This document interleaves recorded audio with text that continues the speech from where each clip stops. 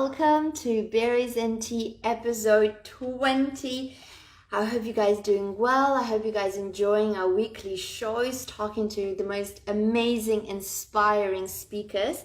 And today I have someone to teach us and talk to us about human design. I mean, what the hell is that? Another thing to add on to a modality of healing, of growth, of development. So it's awesome that it's available to us to learn. And we have Attia under astrology who just joined. So send requests to join Attia and I'll add you. Hi Farah, hi Amna. So I'm very, very happy to be hosting Attia here.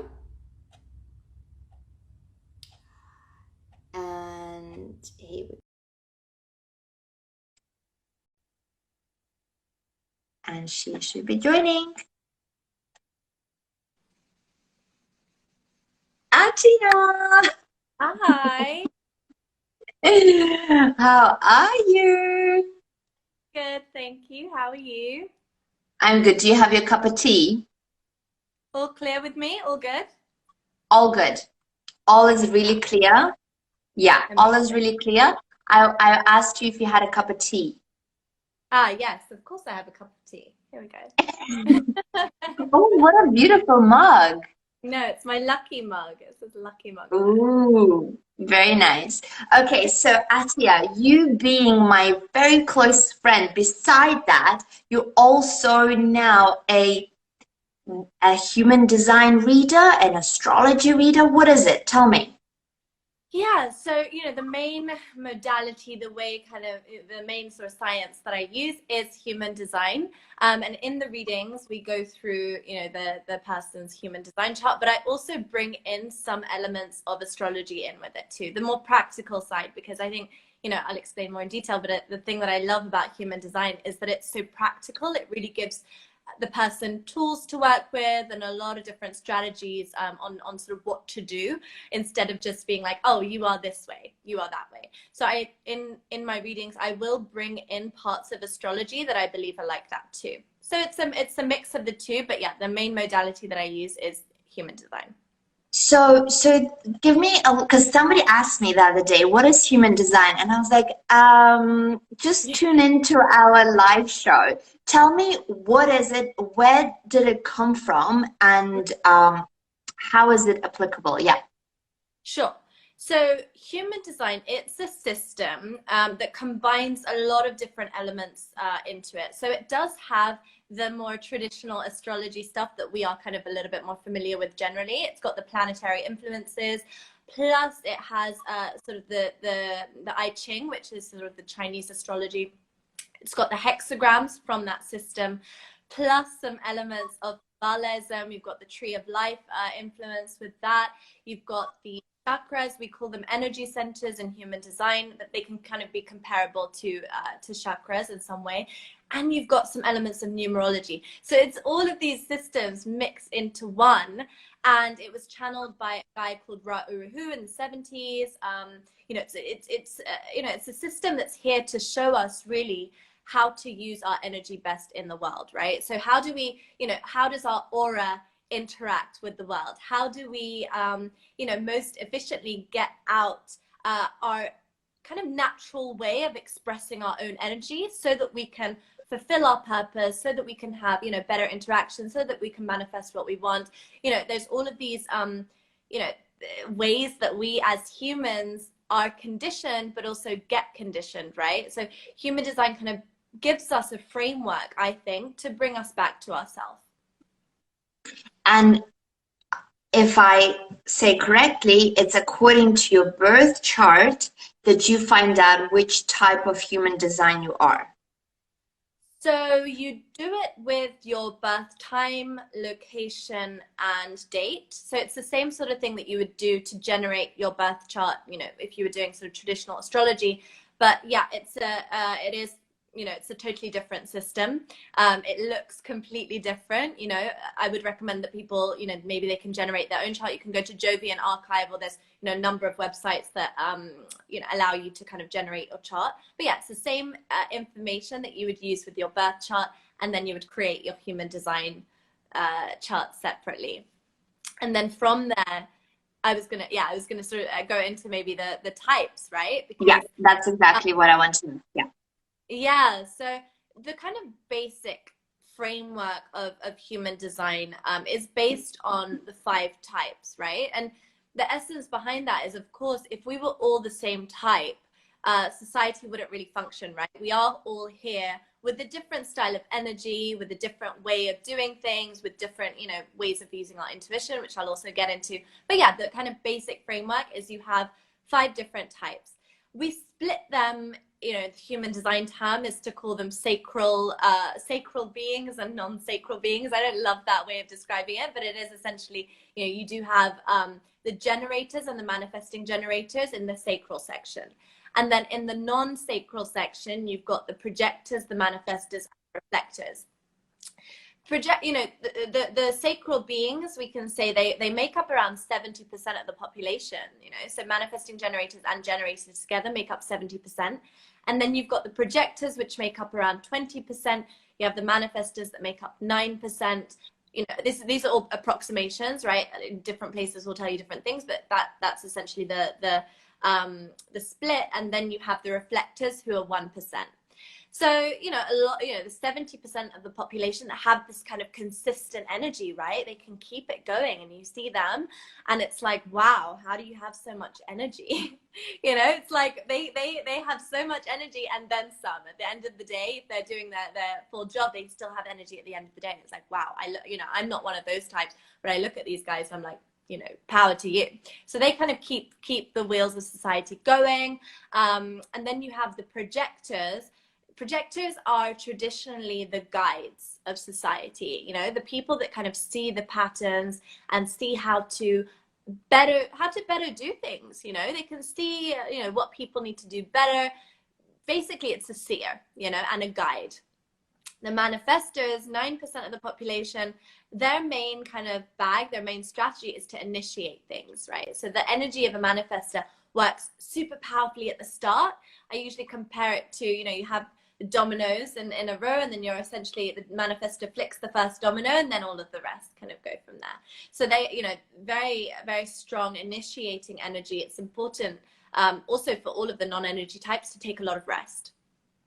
And then for the reflectors, they are like the mirrors of society. They're such rare unicorns. I love the reflectors, but very, very sensitive energy type.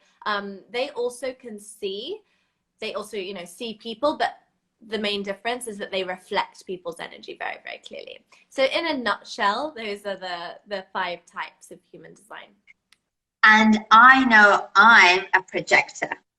Yes, you are. I'm always hard on you about, not hard on you, but I'm always sort of reminding you. Because and it's such a game changer, I think, to learn that you are a projector. And I actually think it's a game changer when you learn that you're any one of the types, I think. But it's particularly a game changer when you learn that you're one of the 30%. So I think, projector, manifestor, or reflector, because it really gives you a permission slip to use your energy in a different way. We do, as a society, have a lot of collective generator conditioning where it's like, go, go, go, go, go, go, go, go, go, keep it going, keep working. And that's, that's amazing, for them. And it does get things done. However, if you are a manifestor, projector, or a reflector, and you are acting as if you are a generator, you will burn out. It's like your energy needs to take a lot of time to rest. And I say this to myself, right? Because I'm also one of the minority types. So, we do need time to rest, and also to kind of discharge a lot of that sacral energy that we might be taking on. And it's super, super important. So I love I get super excited doing anyone's reading, but I particularly love telling people that they are a reflector, projector, or manifestor, because it's just like there's all of these tips to use, that you can then just see how they create magic in your life. I really believe that they do, and it's like I throw so many things. I can give, a few of these tips in this as well. I throw so many things in a reading, like at someone, but the magic is really in how you apply it, right? So, as a projector, one of those things is definitely rest. Like, it's like, it's such a simple tip, but, projectors have, generally, your type has a lot of conditioning around I've got to do more in order to get more, right? Yeah. And it's like projector power is really about using your energy efficiently, you know, almost like laser like seeing, and doing that with people that invite you in is super powerful, plus resting, right? I would say those are two very, very powerful tools that are like constant reminders for projectors. Like throughout the projector's life, it will be like, okay, need to keep reminding myself of this. Yeah, but what I think, what I like about the human design reading, it's not really about like, oh, this is a reading of your future or this is what will happen, because this one is more like giving you a toolbox of tools to use in different elements of life, right? So whether it's with work, whether Yeah. it's with family, communication, how to manifest, right? Because I know you say every different type has a different way to manifest, and how to rest and how to have fun, you know. So I think that's like bringing one back to like, give, as you say, give that permission to just be yourself. Because for example, me, I always thought, you know, I need to do to work hard, to, if I'm not doing, I feel guilty, if I'm not, you know, like creating or putting stuff out there, then I'm not being productive enough, and all I really want to do is nap. I'm like the Yeah. queen of naps. I had a nap before I started talking to you. Yes, amazing. Take more, you know? It's like those that's what I always say about human design is that it's a permission slip, right? It's like Right, yeah. and a lot of the things that I say in a reading, or a lot of the things that human design will dictate, like people kind of intuitively know them anyway, you know? I talk to a lot of manifestors and projectors and reflectors, and it's like, wow, you know, they're kind of tired because they keep pushing and pushing, and it's like, ah, okay, I kind of intuitively knew that if I rest more, then it's going to make me, you know, more productive, or it's going to, you know, magnetize things to me. But I didn't quite know, you know, I never really had a language to it, you know. And a lot of human design is about that. It's like, okay, well, what are the things that your soul wants? I have to be, you know, sometimes careful using that language because some people are not totally comfortable with it. But it is that, right? It is that your soul did come here to fulfill a certain dharma, or fulfill a certain, you know, purpose, or to give, you know, for some people it's giving some kind of message into the world. For some people it's just expressing their energy in a certain way. Like, what is that? You know, I always knew it was something, but what's underneath that? And I think, you know, not only does human design tell you, you know, the ways that you use your intuition, there's 7 different types of ways to use your intuition. It also tells you, right, how to manifest, as you mentioned. It can tell you, you know, the sort of life themes that you might have, and life paths, and what did I inherit from, you know, my family, or what did I, you know, what kind of specific soul things do I have that are just my energy, you know, and my conscious behaviors. So there's a lot of things where it's like, ah, that makes sense. That's why I feel different. That's why my energy works so differently. I mean, there's so much in what I just said that I personally got out of human design, and that's why I love to give it. And so would you give us some tips on how to manifest? Yeah, sure. Okay, so the first thing I would say is that, you know, in personal development, there is this like rhetoric of know what you want, like write the list, like, you know, everything is kind of like you know, it's about getting very specific, right? Like you look on YouTube for manifestation, and the first thing that you'll see is like you've got to like script and like write everything, and like, you know the kind of woman that you want to be. So, you know, I would say that not everyone is suited to that very specific style of manifestation. I'm not quite sure of the split, you know, in terms of the percentage, but in terms of the people that I read, it is usually, you know, it's 50-50. And so you have a specific style of manifestation that works in that way. So it is more about being, it is more about writing the list. It is about getting very specific. But then you have people who are non-specific. So if you're a non-specific manifester, you do need to be focusing more on the feeling of what it is that you want to manifest, getting very loose with your intentions, not really, you know, not getting too bogged down in the details. So if you want a car, for example, I want a car, a new car, I want to feel like this, and it is a perfect example, you know, of But that's being. exactly what happened, Attia, when I got. Remember, I was telling you I want a car, but how the hell am I gonna get it? And you just said, Yeah. just say I want a car and let it go, you know? And I did, and I got a car. I Yeah. don't know how, but I got a new car. Yeah.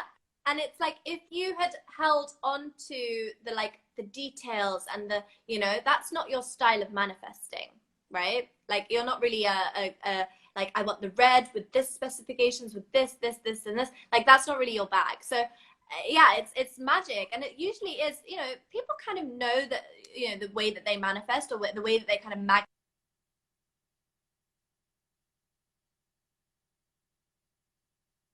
Oh, I'm losing you. Hold on, Attia. me. Am I with you? The internet is breaking up. Yeah, it was breaking up a little bit. Okay. Am I with you now? Talk now. Okay, I'm talking. I hope it works.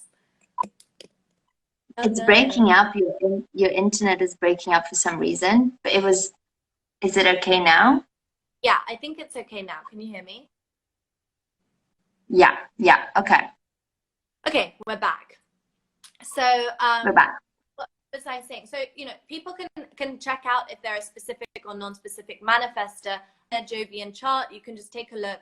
If you know, you'll see it's very, you know, there's a lot of information. First, look at your chart. You know, it looks a little bit overwhelming, but it you know, if you look at the arrows, um, right bottom right arrow will tell you whether you're a specific or a non-specific manifestor. If it goes to the left, then you are a specific manifestor. If it goes to the right, then you're a non-specific manifestor, right? So if it goes to the left, you have a free pass to write the list, you know, don't limit yourself. And if you are a non-specific, start thinking about how much are you, um, you know, how much are you limiting yourself by getting bogged down in the details. You know, you want to get looser with your intentions, focus on the feeling, and yeah, and see how it goes from there. Everything with human design, your magic is in, again, how you apply it to your own life. So test it out, and see what works. And all with human design, the beautiful thing I love about it is that there is a very deconditioning. So, you know, we all take in energy in different ways, and we all kind of, you know, expel is a strong word, but we all, you know, release energy in different ways. And human design really, really gives a language to that as well. And, you know, one of the ways that we can manifest, just, you know, I think this is true in ordinary psychology as well, but one of the ways that we really can manifest from a human design perspective is deconditioning the energy centers that we might be taking in too much energy from, right? So yeah, so for you, as an example, if you don't mind. Yeah. I don't mind. Okay, so I can see in your chart that you have a very beautiful open mind, you know. So open mind means that you can really kind of bask in this like infinity of thought that's available to humanity at all times, and allow, you know, all of these different ideas and, you know, inspirations to pass through. However, the conditioning can sometimes come in when you hold on to beliefs and doubts that are not really yours, you know. So what might happen, I love to use the lunch example, is like, you know, you might have lunch with a friend and they might say to you, you know, Nigora, I'm worried about my job, I'm worried about this, I'm worried about that. You know, it might just be doubts and things that they're experiencing. But if you hold on to those things, if, you know, that's where the conditioning comes in. If you hold on to one of those things, sometimes 2 days later, you might be thinking about something and it's like, it's not your stuff, you know, it's not your worry, it's not your doubt. So the conditioning is really about thinking, okay, well, what am I thinking about right now? And is it mine, and does it matter? So, you know, and when you do that, you become clearer, and you then have more energy to magnetize and manifest what it is that you want, you know? So it's really about looking at where is your conditioning, and how much have I taken in, you know? And that's just 2 of the energy centers, right? We have 9, and it's about looking at where am I taking in energy that's not mine, and also just general kind of conditioning, maybe from childhood. It can be a number of things. Yeah. That's amazing. And I definitely feel like a lot of the times, some stuff that I carry is not mine. You know, some limiting beliefs, some negative patterns, some thoughts. And I'm like, why is this even with me? You know, 'cause it's not me, it's not mine. And sometimes it's hard to become aware of that, right? Like now I will use your tip and constantly question those negative thoughts. But before, it's like it really brings you down. And then you don't really know how to get rid of it. Yeah, I always say it's like it is, you know, the conditioning process is constant. That's why you know, it's like human design gives you like tools for life, because we constantly have, you know, things coming in and out of our open energy centers, and the essence behind it is about, you know, allowing it to come through so that you can keep the gifts and leave the stuff that isn't, right? So it is, you know, it is this constant questioning. And I even, you know, with both of these energy centers open, I always recommend, you know, you need to write down what you're worrying about right now, and just, you know, really take a minute to think, okay, yeah, those 2 things, are they mine, and does it matter? You know, because sometimes there can be this, you know, and also kind of trying to convince yourself with trying to convince yourself that you are certain, because with this energy center, you're actually very, very comfortable with the unknown. You know, you're very, very comfortable with this energy of like not knowing things. And it, you know, you always kind of know. You've got a very, very strong like identity center as well. I think no one can really, you know, tell you who you are. So, you know, and you're also very grounded. So I would say, like, you know, tune into that energy more when you're thinking about things that don't actually really matter. But really in that moment, knowing whether they matter or not is like, awareness is really powerful, right? When it comes to the mind. So when you put your awareness on you thinking about something that doesn't matter, that can be super, super powerful. And then you kind of just snap out of it. You know, it is quite easy with the mind, I would say. Well, depends, right? It depends on how much you meditate, depends on how clear you are. But it is, you know, it can be possible to snap out of it when you're thinking about these things. And like, that's something a friend said to me, that's a belief that's actually not mine. That is so true. That is so true. And Yeah. I think it'll be very easy for me now to, sorry, my voice, to, oh, are you there, Attia? Oh God, your internet. Yep, you're back. You're back. Okay. Are you back? Yep. I'm back. I'm back. I was saying how now knowing this knowledge, I think it'll be so easy for me to just snap out of it, you know, with that awareness that this is not mine. Yeah. And yeah, okay. And then what else would you tell me about my chart? So the other thing that I would tell you about your chart is that, you know, you do have a highly communicative body. You know, you're very, very highly communicative body, and it's always letting you know what situations, even what foods are good for you or not. You know, the more that you choose, you know, the less that you first of all, like, stimulants are not great for you, you know, so alcohol and caffeine are a no-go, particularly for you. Yeah. Some people are fine with it. However, what's happening to you when you have caffeine or alcohol is it's interfering with your natural kind of fear response. And it makes your sort of fight or flight a little bit slower. That's what we say sort of from a human design perspective. But yeah, with this, we call it, in human design terms, we call it an open spleen, right? Open splenic center. So what that means is that, you know, highly communicative body, you will be able to sense into what's healthy for you or not just by intuition, you know. And the other thing is that sometimes with this energy center, it can be I don't know, a little bit afraid of feeling pain. you know, because it's very, you know, sensitive body. So the tip that I usually give for this open energy center is to try to, in some ways, train yourself to be comfortable with some kind of physical discomfort. Because when you do that, and it might be, let's see if you're good with hard workouts.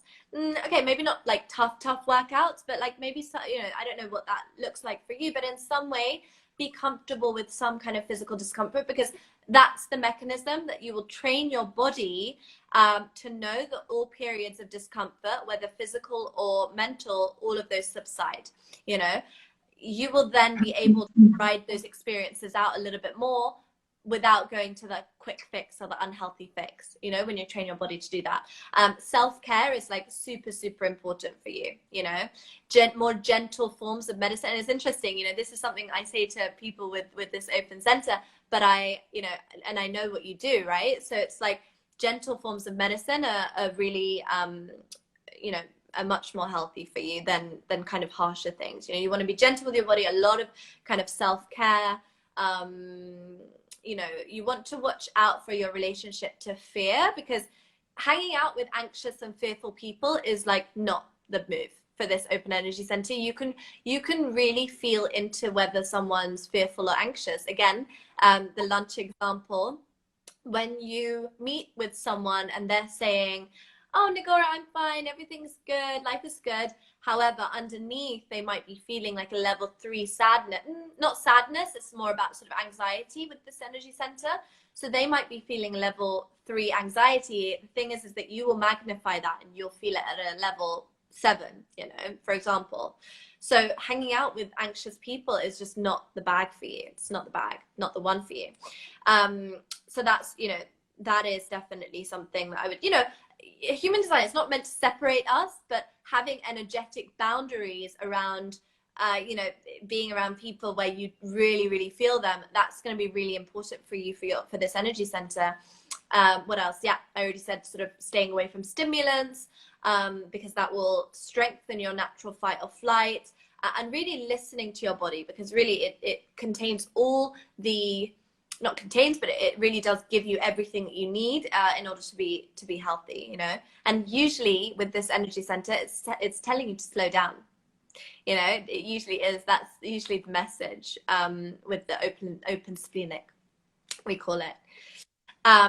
You know, the other thing, yeah, that's quite interesting how you said I have a very highly communicative body, right? So that's the physical entity that I'm in. Yeah.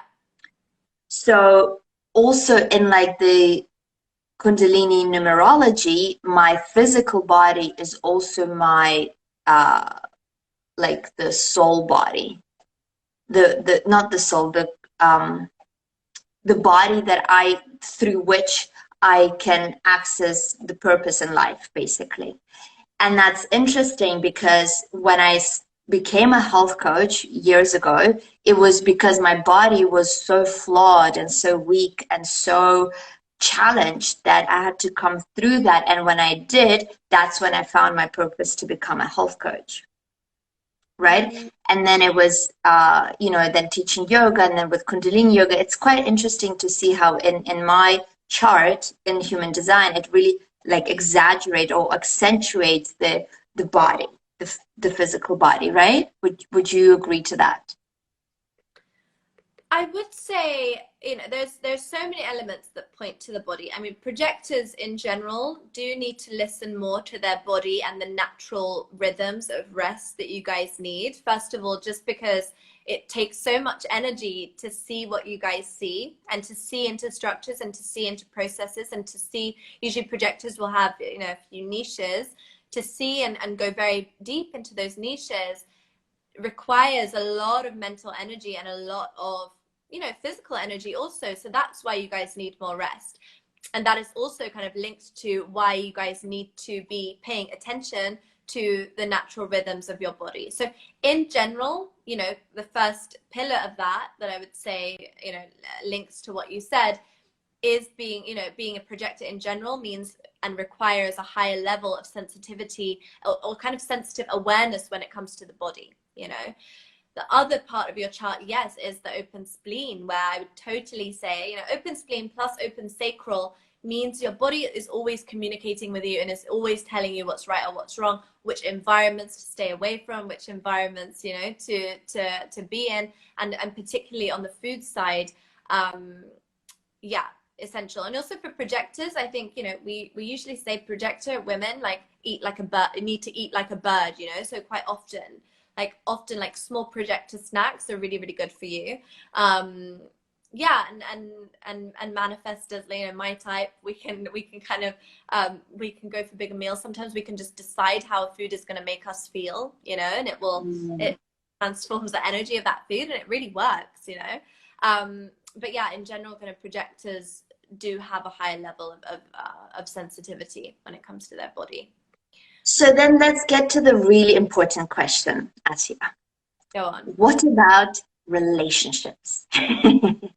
So, you know, there isn't really okay. So I find that in astrology, it is more of a language around this sign with this sign and this sign with that sign, which, you know, I sometimes go into. If people ask me, you know, my boyfriend is this and I'm this, what do you see in my chart? I also do couples readings, you know, on both the human design and the astrology sign. But I don't like to focus on the limiting side. You know, I like to expand and help people to realize, okay, these are the places that you might trip up. These are the ways that you're different in terms of the way that you use your intuition. This is how you can support your partner's dharma. This is how you can kind of, you know, support or give your partner the permission slip to have more rest. You know, if you have an energy type and a non-energy type in a relationship, there does need to be that communication. Like, honey, I need to have my naps, you know, or I need to be fed snacks 5 times a day, for example. No, not like that. But yeah, there are things that you can do to essentially coach your partner into understanding the way that your energy works, you know. And when I do couples readings, that's the stuff that I want to focus on, because there's so much like misunderstanding, I think, where, you know, the world is built for energy types, you know. And I think when you have an energy type, we'll use that example again, when you have an energy type and a non-energy type in a relationship, it's like, it's totally different paces.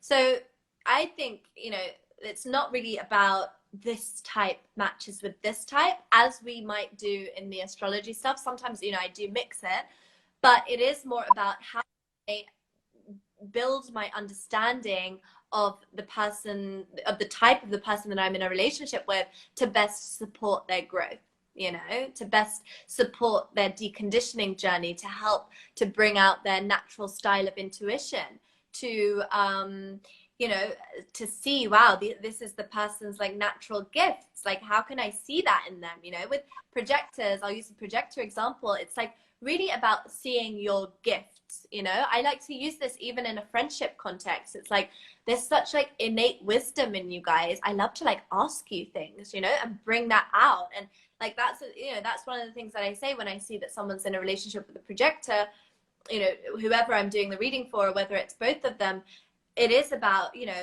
see their wisdom.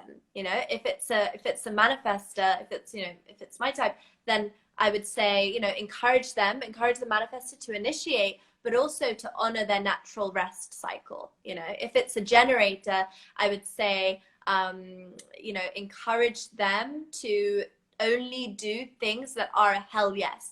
You know, if it's a manifesting generator, it's like, you know, encourage that manifesting generator to trust their pivots, because, you know, sometimes there's like a pivot with a manifesting generator where they might be doing one thing and then they kind of can shift to doing another.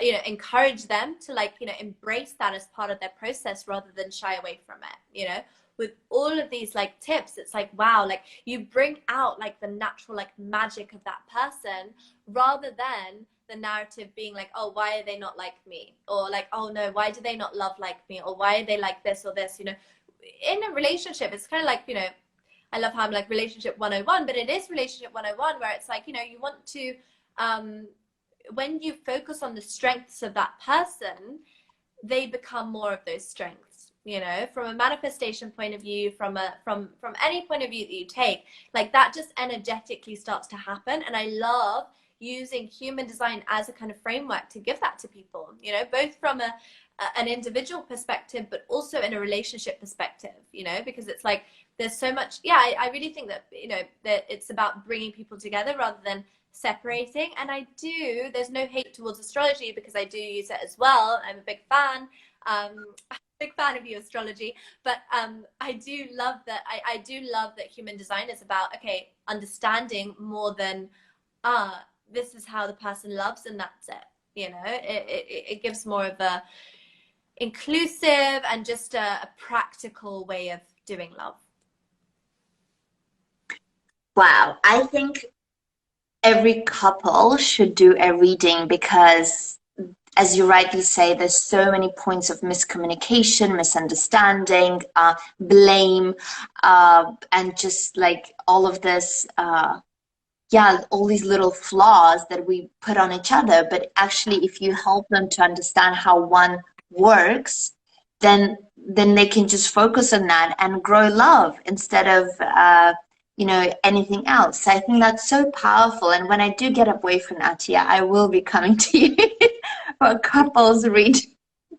Totally. And he can come you can both come, and he can come, you know, and it's about, you know, how can I best support your energy type, and Exactly. encourage your like natural energies to shine through. I love doing couples readings, because it's like, it also, you know, couples have issues and, you know, fight about certain things, but sometimes there is this like breath, like this, like, that's why, or that's why they're doing that, or like, okay, that's why they are you know, feeling just generally like bitter. Every type has like the theme that their kind of go-to feeling when they're in their not self, you know.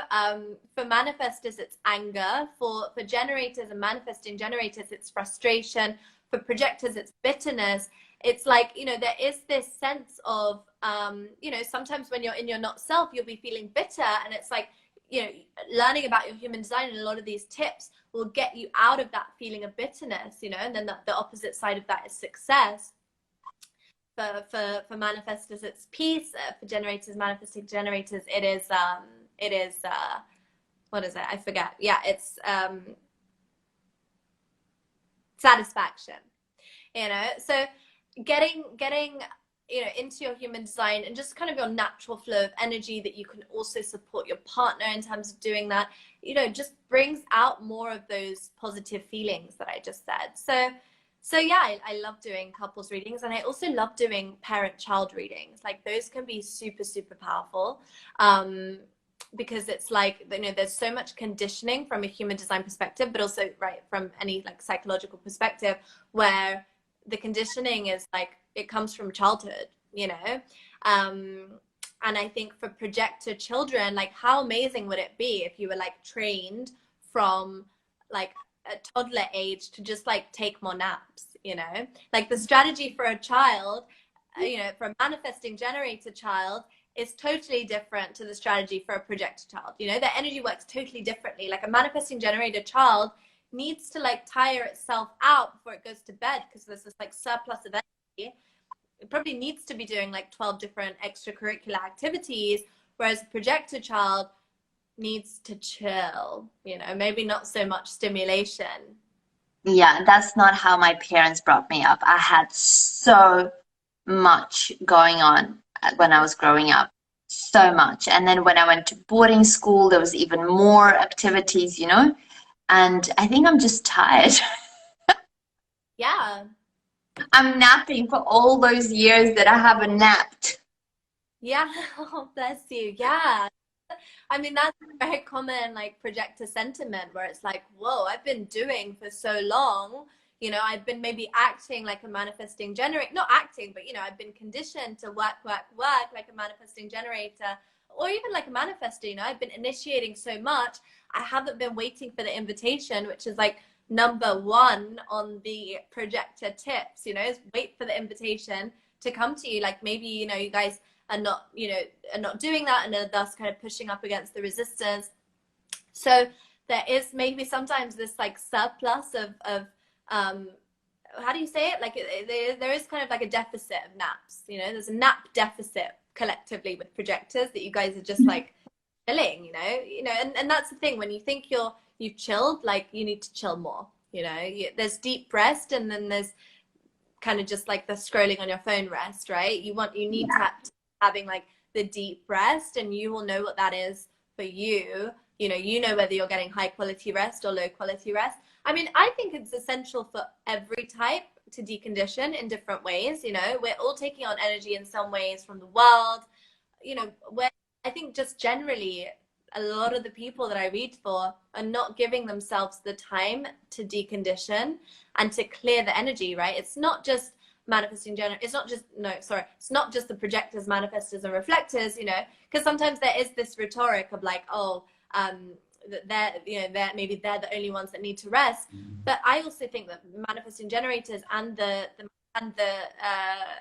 generators also need to be taking time to decondition from their open energy centers, particularly if they're empaths, or they also have we call it like the open root. Open root is where you take in the stress of the world. It's so important for those types too to be taking time to rest, and lots of different ways that you can decondition that. I think I could probably talk for hours about the ways to decondition the different energy centers. But yeah, there's ways that every type needs to take time for themselves and clear out what isn't theirs, so that they have more energy for whatever it is that they're here to do. Amazing. I think this was so insightful, and people that will listen later to the recording of this interview will definitely understand, first of all, what is human design, that there are different types, and to identify who they are, and maybe book a reading with you to understand how should they be using their energy centers, and what is their box of tools to live life aligned with their energy centers, right? So I think that's very important, and such powerful knowledge for couples, for parents who have kids, how to bring them up. Really, really cool, Attia. And I think so. Okay, so now let's end the interview by you giving 3 tips to people. Sure. For every type? Well, no, just I guess to people in general. What would be your advice? Three tips. Just in general. Okay. Well, I would take a look at or just if you're not totally familiar with your chart, maybe get an understanding of kind of basic understanding of which type that you are. But my first tip would probably be to have a look at where you might take in energy from the world and where you are releasing energy from the world. Where you are taking in energy from the world, I would do some kind of deconditioning or journaling process to really realize like what's your stuff and what's other people's stuff. That's a very kind of basic overview. Of course, if you were in a reading, I would be able to see where you might specifically take in energy from the world. But if you want to also do your own research, you can take a look at that. And then I think just on a basic level, where you take in energy in an overarching way. The second thing that I would do is,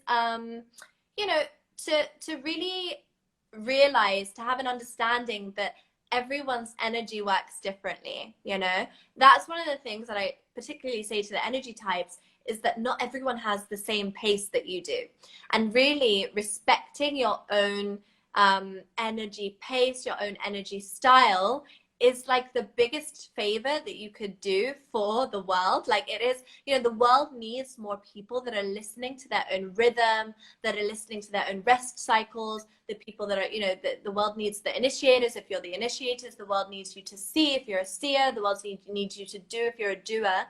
So really, again, it kind of comes back to the deconditioning, but having an understanding that we are all different, and having a curiosity around the type of the people around you is a beautiful thing and leads us to be more harmonious.